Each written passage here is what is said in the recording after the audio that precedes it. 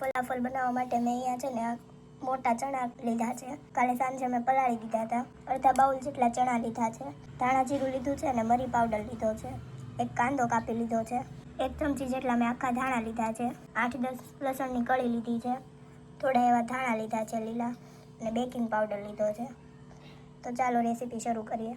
હવે છે ને આ બધું મિક્સ કરી લેવાનું છે.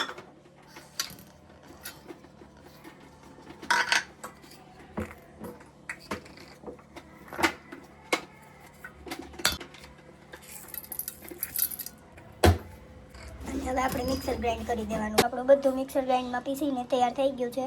અધકચરું પીસવાનું છે. અને અહીંયા મેં બેકિંગ સોડા લીધી છે. થોડા એવા તલ લીધા છે. તલ આપણે છેલ્લે એડ કરવાના છે. અને આ લીંબુનો રસ લીધો છે. તો આપણે આમાં સૌથી પહેલાં તો બેકિંગ સોડા એડ કરી દેવાના છે. એના પર આપણે લીંબુનો રસ એડ કરવાનો છે. બધું બરોબર મિક્સ કરી દેવાનું છે. હવે આમાં આપણે સ્વાદ પ્રમાણે મીઠું એડ કરી દેવાનું છે. બધું મિક્સ કરી લેવાનું છે.